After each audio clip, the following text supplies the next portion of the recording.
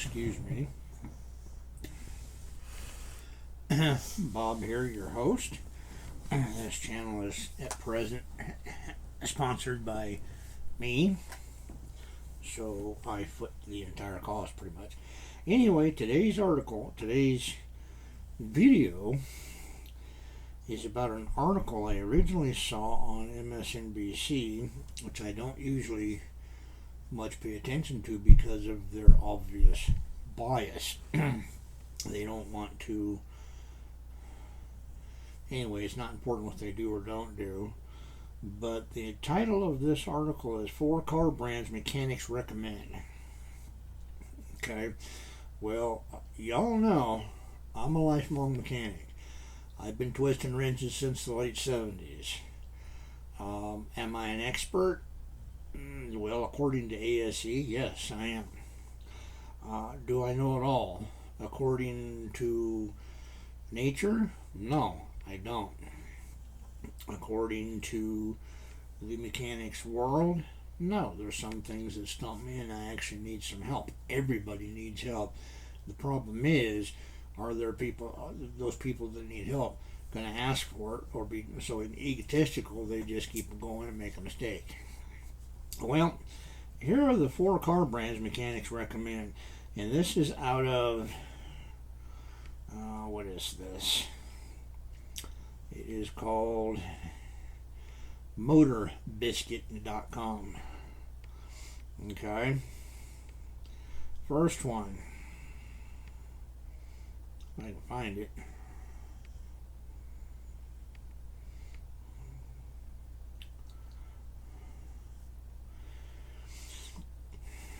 Well, gosh.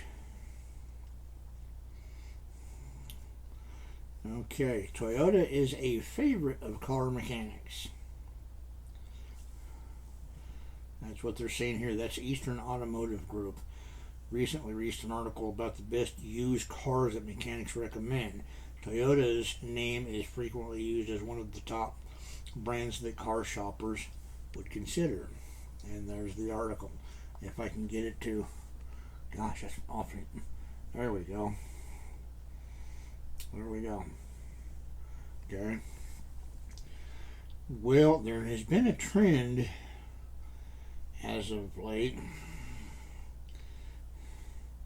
Now, mind you, I'm going to say this right off the bat before I finish this article or get into the article. Any vehicle, and you will predominantly hear me call them vehicles. Why? That's what they are. They're a vessel that we sit our butts in, we turn the key, we put our foot on the pedal, and down the road we go. But, having said that, there are a plethora of vehicles out there. In the U.S. alone, I think there's over, gosh, what was it, 540 million vehicles on the, not necessarily all on the road at the same time, but they're out there. This article actually mentions the Corolla. Now, if this is an older 70s or even early 80s Corolla, then I would have to agree with him that it was one of the better vehicles. They also mentioned the Toyota 4Runner. I got news for you. Toyota 4Runner is not a car. The Toyota 4Runner, be it from, say, 1972 to present, is on a Toyota Tundra truck chassis. So quite honestly, the Toyota 4Runner is a truck wagon with windows, hence a station wagon capable of 4-wheel drive or all-wheel drive. Okay, the Toyota Corolla comes in either a sedan or a co-uppy, C-O-U-P-E, co-uppy. Now, any vehicle, as I was getting at, will last you several 100,000 miles as long as you properly maintain it. My grandfather had a 69 New Yorker. He bought brand spanking new. He was very pleased that he bought it. He was a little grumpy to the cost, to purchase it when he did, but he bought it. And this thing was dressed to the nines. It had all the options you could possibly imagine. And when he passed at the age of 90 in the year 2000, that vehicle had over 1 million miles on it. I think it was 1,220,000. It needed some help. There was at least one, maybe two cylinders that were dead. But it lasted him 1.2 million miles. Will all vehicles do that? No. I personally know of one vehicle that has acquired or accrued over 4 million miles, and that was one of the 4 existing Tuckers. It is in private collection somewhere. I'm not sure where, but now one thing they don't cover in this article is the ages or experience length of the mechanics, presumed mechanics. And this mechanic will tell you there is a big difference between a mechanic and an automotive technician. An automotive technician will work on a couple of components, say engine and brakes, tune-up and transmission, things of this nature. Some might do electrical, some might do body and paint. But there's very few true mechanics anymore. Why? We're getting old and dying off. There's nothing on a vehicle I can't do. There's some things on a vehicle I won't do simply because I don't have the technical expertise, so I'll sub it out to somebody that knows more about it than I do. And in some cases, I'll watch them, so I learn. There's a lot of people out there turning wrenches that have never heard of the term lead fill, and that directly consists or pertains to body and paint. Lead fill is taking lead and filling dents, deep scratches, and abrasions on a vehicle. And yes, you actually use real lead. There are very few people that can do that anymore for the simple fact we're getting old and dying. One of my favorite guys that does do that is Dan Short from Phantom Works. Dan Short he's a little younger than me, not much, but he knows what he's doing. He's very good at what we do. I admire him immensely. Anyway, more to the point, the Toyota Corolla, the older ones, are in fact good vehicles. They also mentioned the Lexus GX. Now, I'm going to say this about Lexus, and there's going to be a lot of you that disagree. Well, here is my point on that. After I say this, prove me wrong. If you do, I'll recant it. If you don't, obviously it sticks. And here's the thing about Lexus. Any Lexus ever made, Lexus came out specifically for one reason and one reason only: to make the prices of vehicles skyrocket. They were given permission by the Clinton administration back in 1993, late 1993. They started shipping vehicles over here in 94. Okay.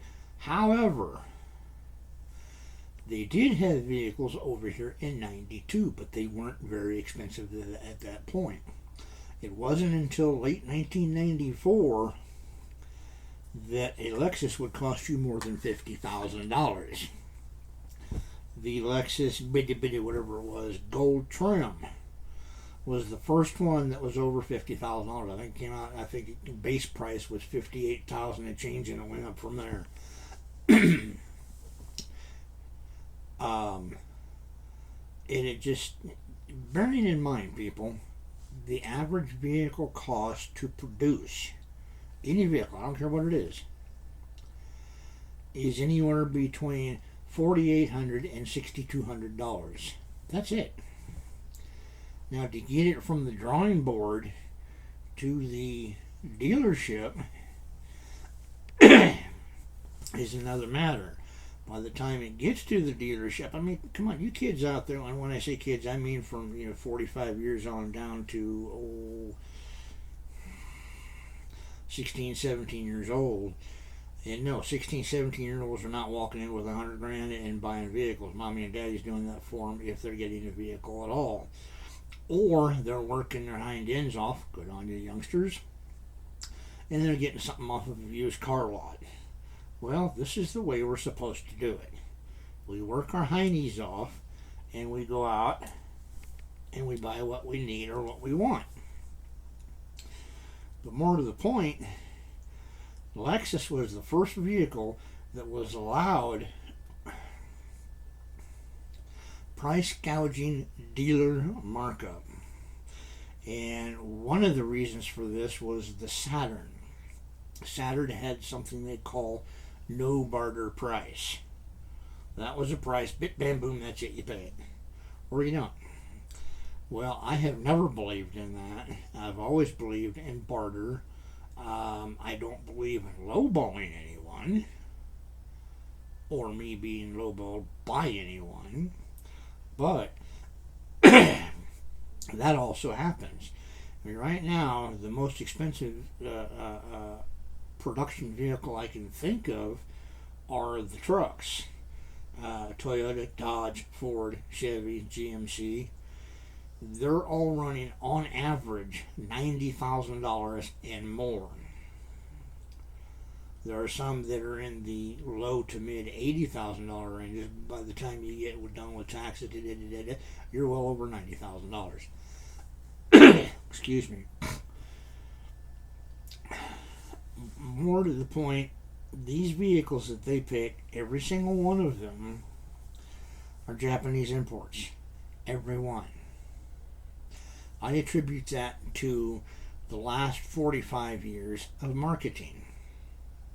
They've marketed the absolute hogwash out of them. Every time you see a show, I mean, I'll give you a for instance. Here's a for instance. The Chevy Avalanche caught on very, very swiftly. And it was actually featured in a very popular television show back in the early 2000s. CSI New York. All of the lab people drove the Avalanche. Then suddenly all of the lab technicians are driving the Hummers. And everybody wants a Hummer. One of the most popular people there for a long time was a fellow by the name of Arnold Schwarzenegger. He drove a Humvee, an H1 Humvee. Everybody wanted a Humvee. Arnold had one. Marketing.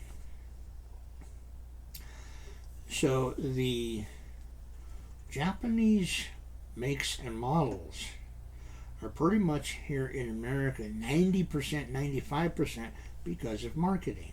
Over marketing. And quite honestly, most of them are junk. How do I know this? I've worked on them. Look at these hands.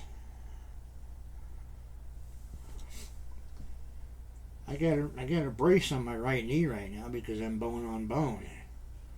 I have a titanium left knee because of bouncing up and down on shop floors for over 45 years. Doesn't make me better than anybody else, just more experienced. And there are people out there like Scotty Kilmer. He's more experienced than I am. He claims to have 52, 53 years under his belt. He may very well. I don't know. I know the first time I ever really wrenched on something that I can remember, I was 8 years old. That's 55 years ago. Again, makes me experienced, not better. Anyway, my personal recommendation for a vehicle for anybody out there, and I say vehicle because not everything is a car. A sedan is a car, a coupe is a car. Everything else is either a van, a windowed station wagon, a truck. For instance, the F-150 Lightning is not a car. Happens to be the most popular truck right now, and apparently they can't sell anymore. Why? I got to do research on that. Quite honestly, because they were made for profit, and not quality, and not, well, they were made for profit. And most anybody under the age of 40 really likes them. Why? I don't have a clue. I don't have a clue. Again, marketing, I think.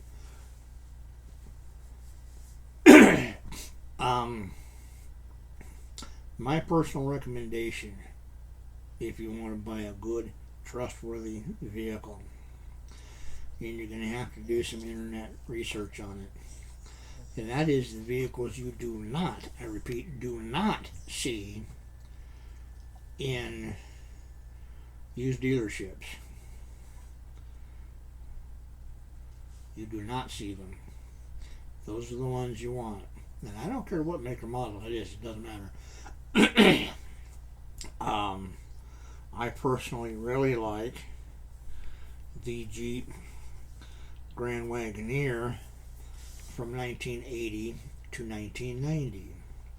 1990 was about the last good year. As a matter of fact, 1990 Jeep Grand Wagoneer was probably the last decent Jeep made.